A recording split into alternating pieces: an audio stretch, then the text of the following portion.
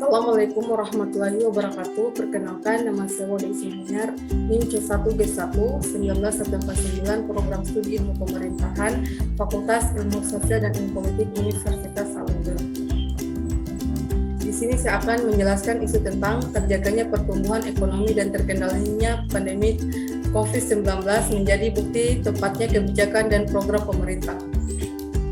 Kabinet Indonesia Maju merupakan kabinet pemerintah di bawah pimpinan Presiden Joko Widodo dan Wakil Presiden Ma'ruf Amin yang telah berjalan sejak tahun 2019. Program prioritas yang dijalankan oleh Kabinet Indonesia Maju yakni pembangunan sumber daya manusia, pembangunan infrastruktur, penyederhanaan regulasi, penyederhanaan birokrasi, dan transformasi ekonomi. Salah satu capaian pemerintah dalam 2 tahun terakhir di bidang ekonomi adalah berhasil menahan kontraksi ekonomi di tahun 2020 yang hanya sebesar 2,7%. Dan ini menjadikan Indonesia menempati peringkat keempat di antara negara. Capaian tersebut tentunya tidak terlepas dari keberhasilan upaya pemerintah dalam pengendalian pandemi COVID-19 memasuki tahun 2021. Penguatan pengendalian pandemi juga berhasil mendorong ekonomi Indonesia untuk tumbuh sebesar 7,7% di triwulan 2. Pertumbuhan ini merupakan pertumbuhan tertinggi dalam 16 tahun terakhir. Konsumsi pemerintahan terus memegang peran aktif dalam mendongkrak pertumbuhan ekonomi selama pandemi, termasuk di triwulan 2 tahun 2021. Alhasil, upaya ini dapat mendorong peningkatan pada komponen konsumsi rumah tangga di investasi. Pulihnya permintaan domestik telah mendorong perbaikan aktivitas produksi, sehingga membuat seluruh sektor mengalami pertumbuhan positif di triwulan 2 tahun 2021. Pemulihan yang terjadi di berbagai sektor utama seperti sektor industri pengolahan, sektor perdagangan, sektor konstruksi, serta sektor transportasi dan pergudangan mencerminkan aktivitas ekonomi sudah mulai bangkit kembali. Terjaganya daya pembeli masyarakat selama pandemi dapat terwujud karena inflasi yang terjaga dengan stabil di level terendah. Upaya pengendalian inflasi yang melibatkan pemerintah dan seluruh stakeholder terkait berhasil menjaga inflasi di level 1,68% pada tahun 2020.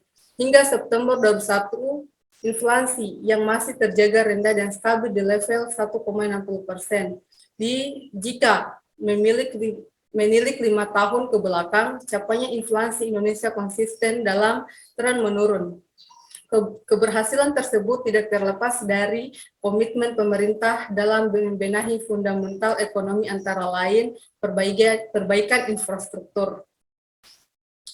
Sementara dalam hal lain, investasi baik penanaman modal dalam negeri atau PMDN dan penanaman modal asing atau PMA mengalami kenaikan. PMDN dan PMA semester 1 pada tahun 2021 masing-masing bisa naik 3,5% dan 16,8%. Ini tentu akibat transformasi perekonomian melalui Undang-Undang Cipta Kerja menjelang akhir 2021. Berbagai leading indikator menunjukkan prospek yang baik.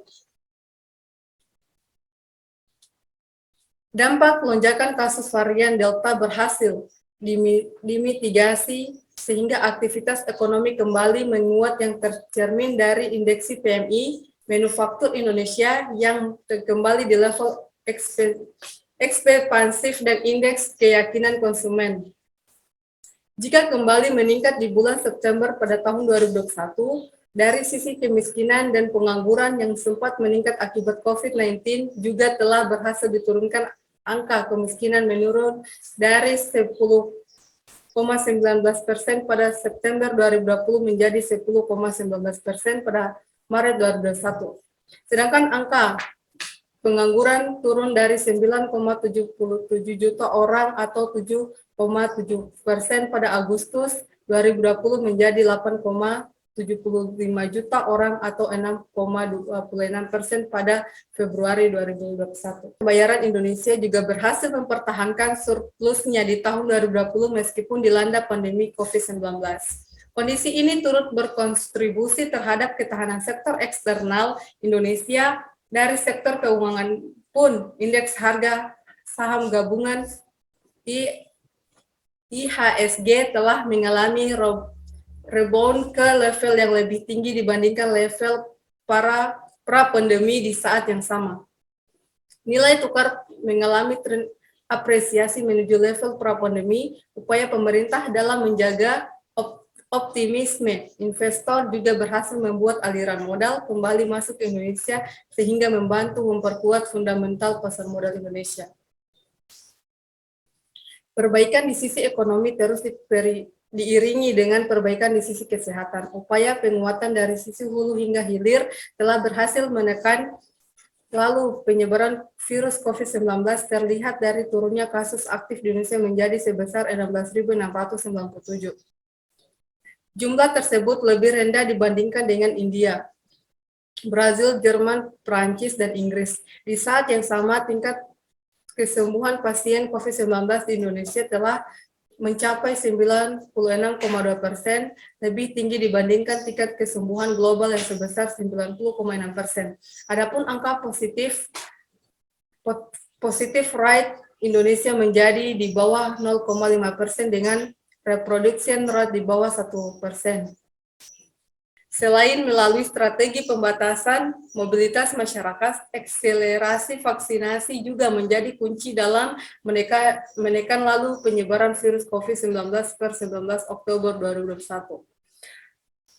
Total dosis vaksinasi yang telah dilakukan di Indonesia telah mencapai 174 juta dosis, sehingga menjadikan Indonesia berada di posisi kelima di dunia.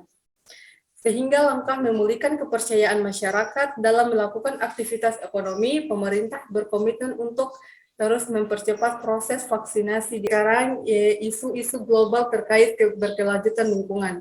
Munculnya kemajuan teknologi dan industrialisasi tidak hanya memunculkan peradaban modern, namun juga memunculkan berbagai isu lingkungan dan tantangan global.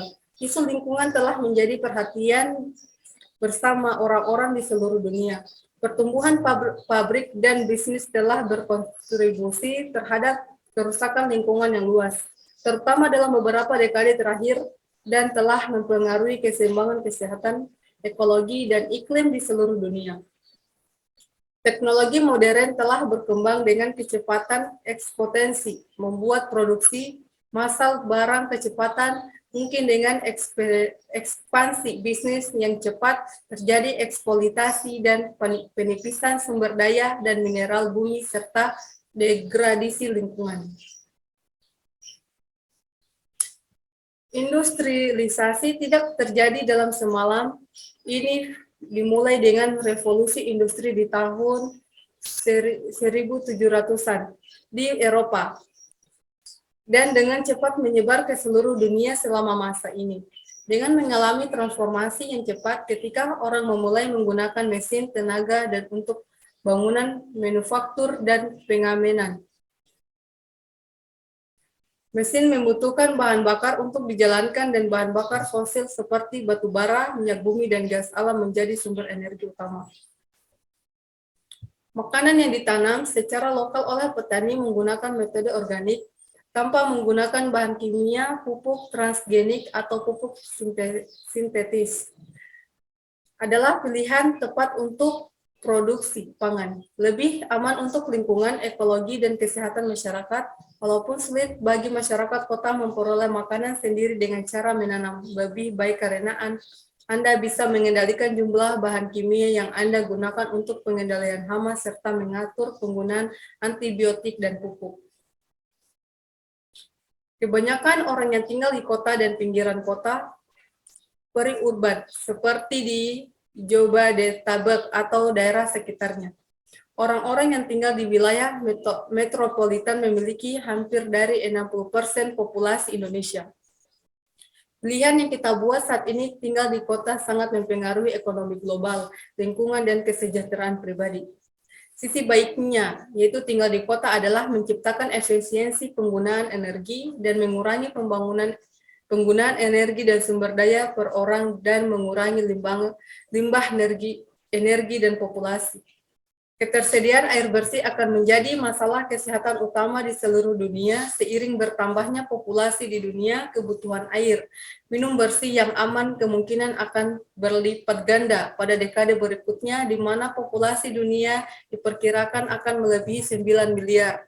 Saat air mengalir dari atap dan jalan kita, ia akan terkontaminasi penyakit yang menyebabkan bahan kimia beracun, kotoran, dan kuman sepanjang jalan. Lingkungan yang kita tinggali memiliki efek mendalam pada kesehatan dan kesejahteraan kita. Tidak peduli beberapa maju kita secara teknologis, jika kita gagal menjaga kebersihan lingkungan, kemajuan dan perkembangan kita tidak akan menjadi perkembangan positif. Semua hal yang mengelilingi kita dapat mempengaruhi kesehatan kita. Air minum kita, udara yang kita hirup, tanah yang kita jalani, dan makanan yang kita makan, semuanya memiliki efek mendalam pada kesehatan kita. Dan bagaimana kita akan maju ke masa depan, perlindungan lingkungan kesehatan sangat terkait. Masalah yang kita hadapi saat di seluruh dunia dengan perubahan iklim, perubahan ekosistem, dan pemanasan global, semuanya merupakan konsekuensinya tindakan kita. Apa yang kita lakukan hari ini dan bagaimana kita menggunakan sumber daya kita hari ini dapat mempengaruhi dunia di masa depan. Kita semua bisa bergabung sekarang dan mengurangi atau bahkan membalikan dampak negatif di dunia ini jika kita bertindak sekarang. Mungkin itu saja penjelasan dari saya. Jika ada kata-kata yang kurang, mohon dimaafkan. Billahi taufiq wal hidayah. Assalamualaikum warahmatullahi wabarakatuh.